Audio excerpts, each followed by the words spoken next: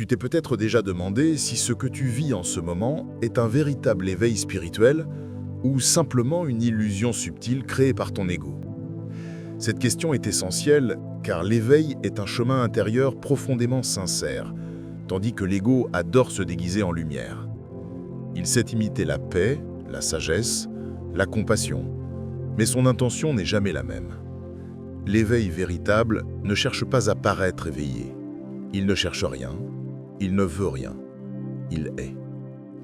L'illusion, elle, veut exister, briller, se comparer, se sentir spécial. Et c'est là que tout commence, dans la différence entre être et paraître. Lorsque ton âme commence à s'éveiller, il n'y a pas d'explosion d'extase permanente, pas de promesse de bonheur éternel. Au contraire, il y a souvent un dépouillement, une perte de repères, un grand silence. Tu ressens peut-être un mélange étrange de paix et de vide, de lumière et de confusion. C'est normal. L'éveil réel te fait descendre au plus profond de toi, là où les illusions se dissolvent. L'ego, lui, préfère les sommets lumineux, les sensations fortes, les discours qui valorisent. Il veut être celui qui sait, celui qui a compris. L'âme, elle, ne revendique rien. Elle observe, elle aime, elle se tait. L'illusion spirituelle commence souvent par de bonnes intentions. Tu découvres la méditation, la pleine conscience, les lois de l'univers. Tu sens ton cœur s'ouvrir, ton regard s'adoucir. Mais parfois, sans t'en rendre compte, une partie de toi commence à se dire « Je suis différent, je suis plus conscient que les autres ». Et c'est là que l'ego entre en scène. Il récupère la spiritualité pour en faire une identité. Il transforme le chemin du cœur en compétition invisible. Il se nourrit de cette idée d'être avancé, d'avoir dépassé quelque chose que les autres n'ont pas encore compris. Pourtant, la vraie conscience ne sépare pas. Elle ne se compare pas. Elle reconnaît que chacun est exactement là où il doit être, dans son propre rythme d'éveil. Le vrai éveil ne crée pas de distance entre toi et le monde. Il ne t'isole pas dans une bulle de sagesse ou de pureté. Il t'ouvre au contraire à une compassion plus vaste. Tu ressens plus profondément la souffrance humaine, mais sans en être écrasé. Tu ne te crois pas au-dessus, tu te sens uni.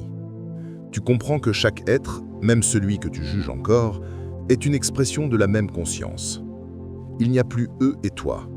Il n'y a que la vie qui s'expérimente à travers d'innombrables formes. L'ego spirituel, lui, garde toujours une séparation subtile. Moi, l'éveillé, et eux, les inconscients. Mais cette pensée seule est déjà une illusion. Un vrai éveil se reconnaît aussi à sa douceur silencieuse. Tu ne ressens plus le besoin de tout contrôler. Tu apprends à accueillir ce qui est sans résistance. Tu peux pleurer, douter, tomber, et pourtant rester en paix avec cela. Parce que tu sais que chaque émotion, chaque épreuve, chaque instant fait partie de ton expansion. Rien n'est à rejeter. Tu cesses de fuir les zones d'ombre. Tu les regardes enfin en face, sans peur. C'est là la différence essentielle. L'éveil n'est un tas l'ombre. Il la comprend. L'illusion, elle, veut se convaincre qu'elle est déjà lumière, qu'elle n'a plus rien à guérir. Elle rejette ce qui dérange. Elle s'invente une perfection qui n'existe pas. Lorsque ton éveil est authentique, tu ressens un amour profond pour la simplicité. Tu n'as plus besoin d'accumuler de rituels, de symboles, de croyances pour te sentir connecté. La spiritualité cesse d'être une pratique et devient une manière d'être. Tu trouves le sacré dans le quotidien, dans un regard, dans le vent, dans un silence. L'ego, lui, adore la complexité. Il cherche des secrets cachés, des maîtres à suivre, des initiations spéciales. Mais plus il cherche, plus il s'éloigne. Car la vérité n'est pas à atteindre. Elle se révèle lorsque tu cesses de chercher. Elle est là, depuis toujours, dans le calme de ton cœur. Un autre signe d'un vrai éveil, c'est la paix durable même au milieu du chaos. Cela ne veut pas dire que tu ne ressens plus la colère, la tristesse ou la peur, mais elles ne t'emportent plus de la même façon. Tu les observes, tu les accueilles, tu les laisses passer. Tu comprends que rien ne t'appartient vraiment, ni tes émotions, ni tes pensées, ni même ton histoire.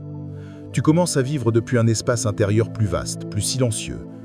Cet espace ne juge pas, ne compare pas, ne se défend pas. il est simplement présence. L'ego spirituel, lui, reste fragile. Il a besoin que tout aille bien pour se sentir éveillé. Il a besoin que les autres le reconnaissent. Il s'énerve quand on remet en question sa lumière. L'âme éveillée, elle, n'a rien à protéger. Elle sait que la vérité ne dépend de personne. L'éveil véritable t'amène aussi à un immense lâcher-prise. Tu ne veux plus contrôler la vie, tu apprends à lui faire confiance. Tu vois que tout ce qui t'arrive n'est ni bien ni mal, mais simplement ce qui doit être. Chaque événement devient un enseignant. Chaque obstacle te montre une partie de toi encore endormie. Cette humilité te libère.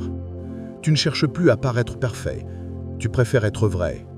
Et être vrai, c'est accepter d'être humain. L'éveil n'est pas une fuite hors de la condition humaine, c'est une plongée consciente en elle, avec amour.